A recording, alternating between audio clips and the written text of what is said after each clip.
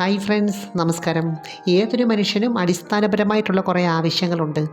അപ്പോൾ പ്രായത്തിനും സാഹചര്യത്തിനും അനുസരിച്ച് അതിനകത്തുനിന്ന് കിട്ടുന്ന സംതൃപ്തിക്കും വ്യത്യാസമുണ്ട്. ഒരു വ്യക്തിയെ സംബന്ധിച്ച് അവൻ്റെ നിലനിൽപ്പുമായിട്ട് ബന്ധപ്പെട്ടിട്ടുള്ള പല കാര്യങ്ങളും സ്വയം ചെയ്യേണ്ടതായിട്ടുണ്ട്. എന്നാൽ ചില കാര്യങ്ങൾ ഷെയർ ചെയ്യുമ്പോഴാണ് കൂടുതൽ സംതൃപ്തി കിട്ടുന്നത്. അപ്പോൾ ഇന്ന് ഞാൻ പറയുന്നത് ലൈംഗികതയിൽ പങ്കാളികൾക്ക് ഒരുപോലെ തൃപ്തി വരാനായി എന്തൊക്കെ കാര്യങ്ങൾ ചെയ്യണം എന്നതിനെക്കുറിച്ചാണ്. അതിനു മുമ്പ് ഈ ചാനൽ ആദ്യമായിട്ട് കാണുവാണെങ്കിൽ ഒന്ന് ലൈക്ക് ചെയ്യണം, സബ്സ്ക്രൈബ് ചെയ്യണം, ഷെയർ ചെയ്യണം കേട്ടോ. അപ്പോൾ ഇതിനു വേണ്ടി പങ്കാളികൾ രണ്ടുപേരും സ്വയം ഒന്ന് അനലൈസ് ചെയ്യേണ്ടതായിട്ടുണ്ട്.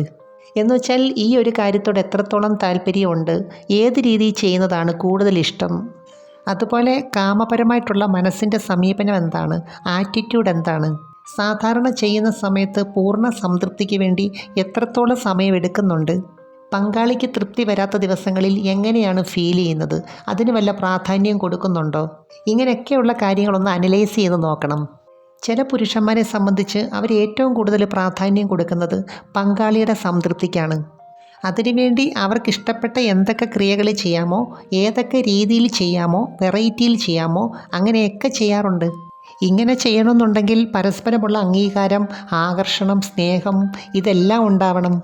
അതുപോലെ ഇതുമായിട്ട് ബന്ധപ്പെട്ട് എന്തെങ്കിലും പ്രശ്നങ്ങൾ സ്ഥിരമായിട്ടുണ്ടോ എന്ന് രണ്ടു കൂട്ടരും വിലയിരുത്തണം. ചില സ്ത്രീ പങ്കാളികളെ സംബന്ധിച്ച് അവർക്ക് വൈകാരികപരമായിട്ട് പല പ്രശ്നങ്ങളും കാണാറുണ്ട്.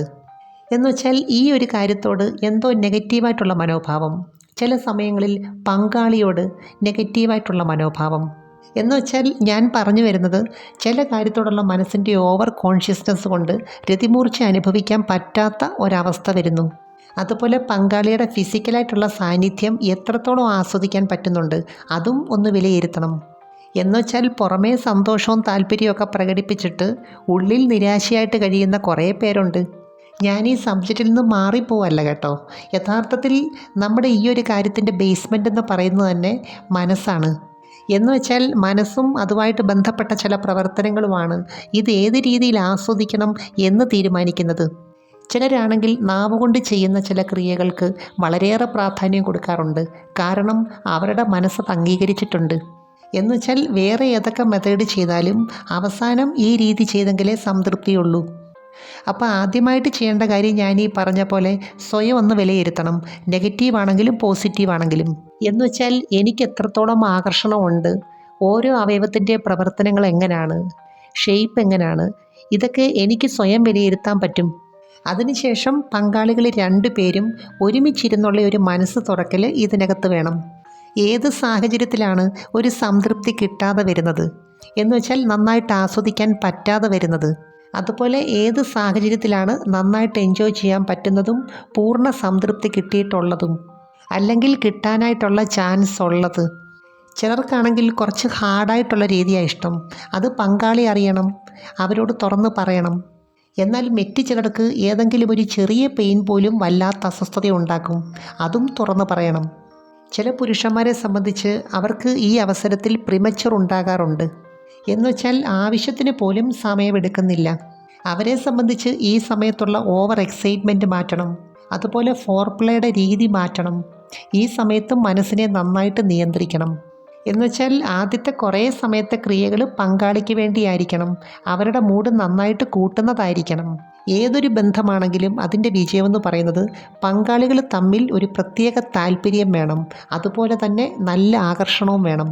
ഇനി കാമപരമായിട്ടുള്ള ആകർഷണം കുറവാണെങ്കിലും യഥാർത്ഥ സ്നേഹം ഉണ്ടെങ്കിൽ ഇതിനെയൊക്കെ ഓവർകം ചെയ്യാൻ പറ്റും.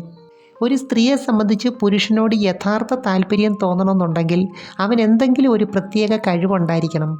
അല്ലെങ്കിൽ അവനുമായിട്ട് ബന്ധപ്പെട്ട് എന്തെങ്കിലും കാര്യങ്ങൾ പോസിറ്റീവായിട്ട് സംഭവിക്കുന്നുണ്ടാവണം. ഞാനിത് പറയാൻ കാരണം രണ്ട് വ്യക്തികൾ തമ്മിലുള്ളൊരു കെമിസ്ട്രി ഉണ്ട്.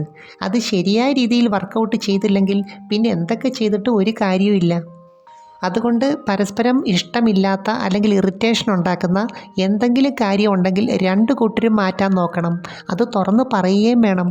എനിക്ക് തോന്നുന്നു സ്ത്രീകളെ സംബന്ധിച്ച് ഏത് സാഹചര്യത്തിലാണെങ്കിലും ഈ ഒരു മൂഡിലേക്ക് വരാനായിട്ട് കുറേ സമയമെടുക്കും. തുടക്കത്തിൽ ചുംബനങ്ങൾക്കും ആലിംഗനത്തിനും ഇത്രയും പ്രാധാന്യം വരാൻ കാരണം ചില ഹോർമോൺസിൻ്റെ പ്രവർത്തനമാണ്. സന്തോഷമുള്ള മനസ്സോടാണ് ചെയ്യുന്നതെങ്കിൽ എൻഡോർഫിൻ, ഓക്സിറ്റോസിൻ പോലുള്ള ഹോർമോൺസ് നന്നായിട്ട് പ്രവർത്തിക്കും.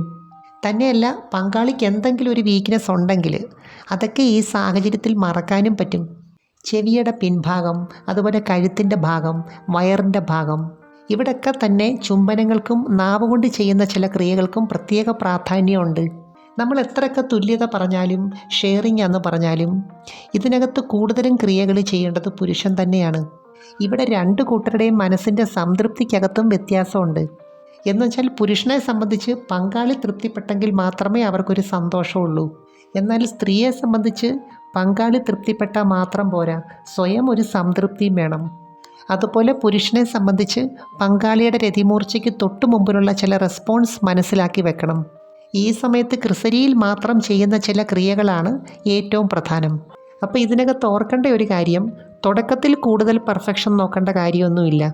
ഏത് കാര്യവും നമ്മൾ പല പ്രാവശ്യം ചെയ്താണ് അത് ഓട്ടോമാറ്റിക്കായിട്ടൊരു പെർഫെക്ഷനിലേക്ക് വരുന്നത്.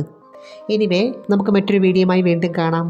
അപ്പോൾ ചാനൽ സബ്സ്ക്രൈബ് ചെയ്യാൻ മറക്കരുത്, ലൈക്ക് ചെയ്യണം, അയക്കാൻ പറ്റുന്ന കൂട്ടുകാർക്കൊന്ന് അയച്ചു കൊടുക്കണം കേട്ടോ. Thanks for watching. See you next day. By.